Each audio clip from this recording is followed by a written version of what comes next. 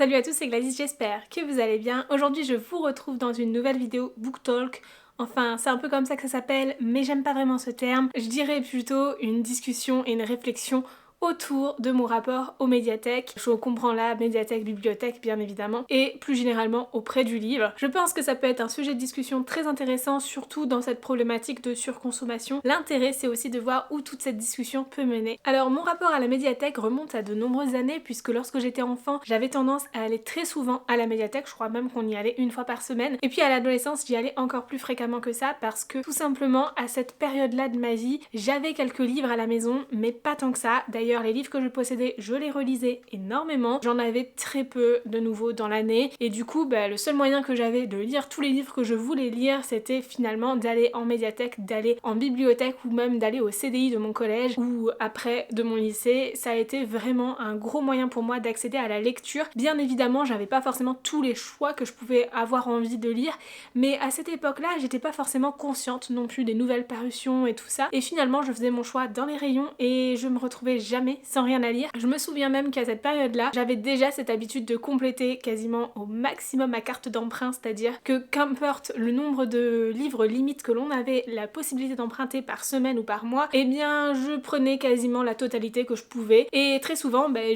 soit je prolongeais certains emprunts, soit je ramenais les livres pour tout simplement les ramener sans les avoir lus. Oui, parce que je me suis vite rendu compte déjà à l'adolescence, à l'enfance je sais pas sûr, mais à l'adolescence ça c'est certain, que j'étais une lectrice émotionnelle et du coup que quand bien même un livre pouvait me faire vraiment très envie à un moment donné, et bien peut-être que quelques semaines après, une fois que j'avais lu certains livres, et bien j'aurais plus du tout envie de lire ça et plutôt envie de le mettre de côté pour un moment où il me fera de retour envie. Ça a été quelque chose de très frustrant toujours parce que j'avais ce sentiment de ramener des livres parfois que je n'avais pas lus. Alors j'en ramenais toujours certains que j'avais lus bien sûr, mais c'est vrai que j'avais toujours ce sentiment de ne pas pouvoir tout lire dans le laps de temps que j'avais, et c'est toujours un peu le cas aujourd'hui, soyons honnêtes. En grandissant, j'ai commencé à gagner ma vie tout simplement en ayant d'abord des petits boulots puis ensuite un vrai travail, et tout ça m'a amené à finalement pouvoir acheter mes propres livres, et ça a changé ma vie puisque je me suis rendue beaucoup plus souvent en librairie, je me suis intéressée aux nouvelles parutions, j'ai d'ailleurs découvert BookTube à l'époque et les blogs littéraires puisque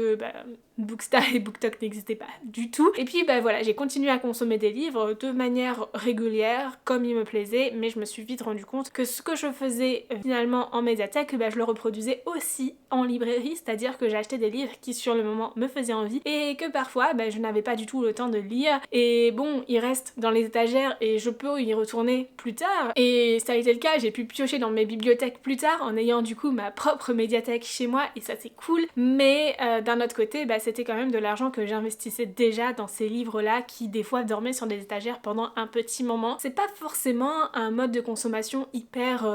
sensé, hyper raisonnable, mais ça me convenait et j'ai continué comme ça. Pendant très longtemps, je me suis vraiment éloignée des médiathèques finalement parce que j'avais un petit peu l'impression d'avoir fait le tour des étals des médiathèques que je fréquentais. Il y a des nouveautés en médiathèque, mais c'était pas forcément des nouveautés à une fréquence telle qui correspondait vraiment à ma fréquence de lecture. Ensuite, en plein milieu dans tout ça, il y a eu une très courte période où j'ai été étudiante, enfin j'ai été étudiante pendant super longtemps, mais j'ai pas été longtemps à la médiathèque en tant qu'étudiante. Alors pour le coup, la médiathèque était gratuite, donc ça franchement, mais c'est ouf, on a accès à tous les livres, les films, etc. Enfin énormément de choses gratuitement, et je trouve ça complètement dingue. Et du coup, comme c'était dans une nouvelle ville, c'était une nouvelle médiathèque, un nouveau réseau de médiathèques carrément, et du coup je me suis dit allez vas-y, je vais pouvoir découvrir tous les titres qu'ils ont et que je ne connais pas encore, et j'ai eu encore cette même frustration de devoir ramener mes livres au bout d'un mois et de ne pas en avoir lu certains finalement. Et donc j'ai continué à acheter des livres pour ne plus ressentir cette frustration de me séparer de quelque chose que je n'avais pas encore eu le temps de lire, et puis s'en est suivi mon retour sur BookTube, mes débuts sur Bookstar, et progressivement différents partenariats avec des maisons d'édition qui font que aujourd'hui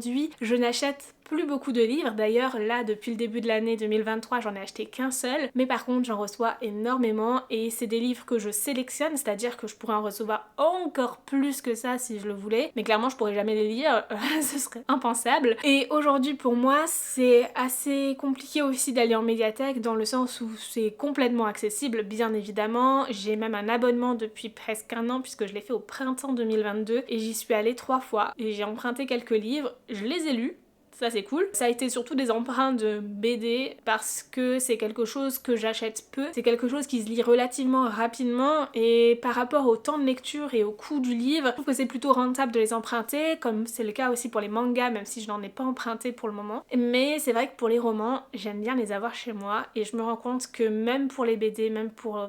tout ce que je peux emprunter, j'aime avoir l'ouvrage chez moi, j'aime pouvoir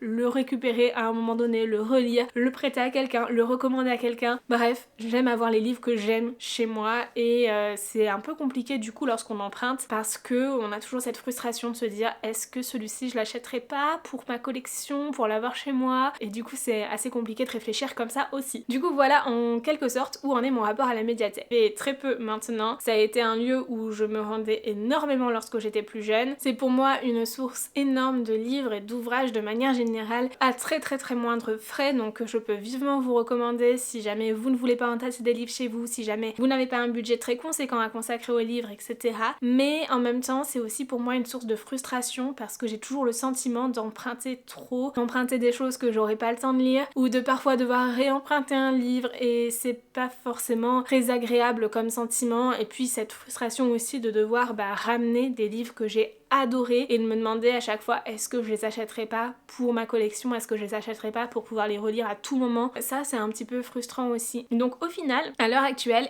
j'y vais pratiquement pas. La dernière fois que j'ai dû mettre les pieds à la médiathèque, ça devait être, je pense en septembre, quelque chose comme ça, donc il y a bien 6 mois. Et c'est fou à quel point le temps peut passer vite et à quel point parfois je me dis ça pourrait être bien d'y retourner aussi. Et en même temps j'ai tellement de livres à lire chez moi que je préfère me concentrer sur ma pile à lire, sur les services presse qui arrivent régulièrement. Après je dis pas, peut-être qu'un jour j'arrêterai de recevoir des services de presse, c'est possible aussi, en fonction de l'évolution de ma situation professionnelle, si j'ai toujours du temps ou pas à consacrer à la création de contenu de manière aussi intensive, parce que mine de rien, recevoir des livres c'est aussi devoir les lire et les chroniquer, en parler en tout cas, c'est pas forcément juste des cadeaux, au contraire c'est beaucoup de travail derrière, mais c'est quelque chose qui me fait énormément plaisir à faire. Par contre c'est vrai que je ne pense pas et je n'envisage pas revenir vers une consommation de livres en médiathèque dans un avenir proche parce que avec tout ce que j'ai essayé dans ma vie ça me correspond pas tout à fait, mais en même temps je me dis que ça a beaucoup de potentiel et c'est quelque chose que j'aimerais essayer de manière un peu plus approfondie, en tout cas vous en parler plus régulièrement parce que je pense que ça peut être une manière de consommer des livres qui correspondrait à certains d'entre vous. Donc voilà à peu près où j'en suis. N'hésitez pas à me dire dans les commentaires si vous aussi vous allez en médiathèque, si vous y allez lorsque vous étiez plus jeune et que maintenant vous y allez moins, ou au contraire si vous y allez de nouveau maintenant. Vraiment dites-moi tout ce que vous pensez autour de ce sujet-là, je pense que ça peut être très intéressant de voir